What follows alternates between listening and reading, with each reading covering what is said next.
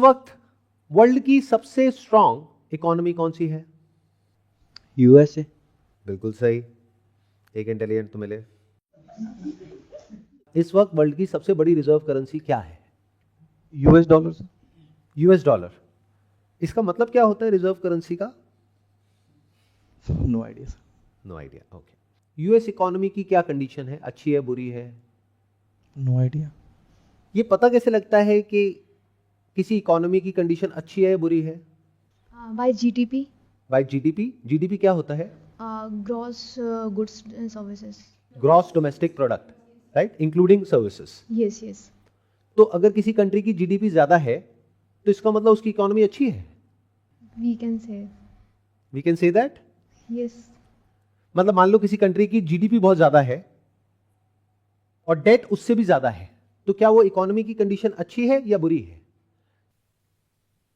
तो क्या अगर जीडीपी ज्यादा है, जो कि इस वक्त यूएस की दुनिया में सबसे ज्यादा है, सेकंड नंबर पे कौन है? फर्स्ट पे यूएसए आता है, सेकंड पे रशिया आता है और थर्ड पे सर चाइना आ रहा है। उसके बाद हमारा फिर इंडिया सर आ रहा है। रशिया दूर दूर तक कहीं भी इस लिस्ट में नहीं है, यानी कि काफी नीचे है। नंबर 1 पे यूएस है, नंबर 2 पे चाइना है। और जीडीपी का इकोनॉमी की हेल्थ से कोई डायरेक्ट कनेक्शन नहीं है। क्यों? क्योंकि जीडीपी ऐसा है कि कितने गुड्स और सर्विसेज प्रोड्यूस करें, बट ये भी तो देखना पड़ेगा कि वो सारे गुड्स प्रोड्यूस करने के बाद में जो गवर्नमेंट है उसकी इनकम क्या है, उसके एक्सपेंसेस क्या है और उसके ऊपर डेट कितना है, यानी कर्जा कितना है। इससे पता लगेगा कि उस इकोनॉमी की कंडीशन कैसी है। सिर्फ जीडीपी से क्या होता है? मान लो हमारी कंट्री के ऊपर एक्स अमाउंट ऑफ डेट है, हम उसको बढ़ा देते हैं। वो जो कर्जा हमारी कंट्री ने लिया और कंट्रीज से बॉन्ड्स इश्यू करके, उसको हमने यहां पे जो भी प्राइवेट कंपनीज है उनको दे दिया पैसा और बोला कि अपने प्रोडक्शन को बढ़ाओ, और करेंसी को प्रिंट करके लोगों में सर्कुलेट कर दिया कि खरीदो। तो डिमांड भी बढ़ गई, सप्लाई भी बढ़ गई, यानी जीडीपी बढ़ गई। लेकिन साथ साथ में क्या हुआ? डेट बढ़ गया। डेट के ऊपर इंटरेस्ट पेमेंट देना पड़ता है। अच्छा, हमारी जो कंट्री है, अब हम यूएस की बात नहीं कर रहे हैं, हमारी कंट्री में डेट टू जीडीपी रेशियो क्या है? हमारी कंट्री पर जो डेट है उसके ऊपर जो इंटरेस्ट पेमेंट हम देते हैं, वो जो हमारी कंट्री की रेवेन्यूज है, रेवेन्यूज कहां से आती है कंट्री के पास में, गवर्नमेंट के पास में? Bye taxes.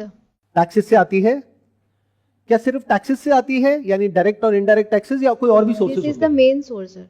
सारी इनकम को अगर हम एक साथ रखें, जो भी गवर्नमेंट की टोटल रेवेन्यूज है उसका कितना परसेंट जो एक्सपेंस है वो इंटरेस्ट पेमेंट में जाता है? अराउंड 30%। मतलब जो हमारी कंट्री की रेवेन्यू है उसका अराउंड 30% तो जो हमारी कंट्री के ऊपर डेट है, कर्जा है, जो हमने और कंट्रीज से लिया है, उसकी इंटरेस्ट पेमेंट में ही चला जाता है। बाकी जो पैसा बचता है 65-70%, उसमें बाकी सारे खर्चे आते हैं। एक बजट आता है ना हर साल, उसके बारे में सुना होगा न्यूज में। तो उस बजट का ऑलमोस्ट 30% पैसा कहां चला जाता है? इंटरेस्ट पेमेंट में। अच्छा, एक बात बताओ कि ये सब जो मैं बातें कर रहा हूं कि कंट्री का डेट इतना है, रेवेन्यू इतनी है, एक्सपेंस इतना है, इस सब का आपकी लाइफ से कोई कनेक्शन है या नहीं है? क्या कनेक्शन है, एक एक्सप्लेन करेंगे? सर इंटरलिंकेजेस है। जैसे इफ द गवर्नमेंट उसके पास रेवेन्यू ज़्यादा हो तो फिर बाकी फैसिलिटीज़ जो है वो बेटर कर पाएगी गवर्नमेंट। बहुत सारे सेक्टर्स में, चाहे वो एजुकेशन हो गया या फिर कोई और फील्ड हो गया, हेल्थ सेक्टर हो गया, उसमें शायद बेटर कर पाएगी। अच्छा, ये बताओ, ये जो पैसा है, जो रेवेन्यू है, ये गवर्नमेंट की है या हमारी है? हमारी है। तो गवर्नमेंट क्या है? क्या गवर्नमेंट कोई प्राइवेट कंपनी है? ये पैसा उनका है तो किसका है? पब्लिक का। आप क्या हो? पब्लिक। पब्लिक। तो ये पैसा आपका है ना, तो आपको पता होना चाहिए ना। आपको क्या लगता है ये तो गवर्नमेंट की प्रॉब्लम है? गवर्नमेंट की नहीं है। अगर गवर्नमेंट फ्री में कुछ बांट रही है पैसा, जो आजकल एक नॉर्म बन गया है, सिर्फ हमारी कंट्री में नहीं, दुनिया की हर कंट्री में, पूरी दुनिया में, तो पैसा किसकी जेब से जा रहा है? Public, general public. What do you mean by public? We are public. तो हमारी जेब से पैसा जा रहा है, किसका? हमारा।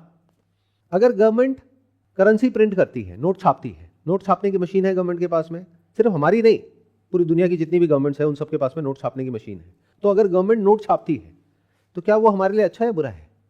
Sir, this will rise the inflation inflation बढ़ेगा इससे। फॉर अस, या क्यों बढ़ेगा इन्फ्लेशन? बिकॉज यहाँ पे करेंसी प्रिंट होगी, जितनी ज़्यादा गवर्नमेंट उसके अकॉर्डिंग वर्क करेगी और चीज़ें रेट उसका बढ़ जाएगा, तो ऑटोमेटिक प्राइस हाई हो जाएगी। अच्छा ये बताओ, जब भी गवर्नमेंट करेंसी प्रिंट करती है तो उसका करेंसी की वैल्यू पे क्या असर होता है in comparison to other currencies? जैसे यूएस डॉलर के कंपैरिजन में क्या इंडियन करेंसी ऊपर जाएगी या नीचे जाएगी जब भी करेंसी प्रिंट होती है? नीचे जाएगी सर। नीचे जाएगी। मतलब क्या हुआ? आपकी परचेजिंग पावर कम हो गई।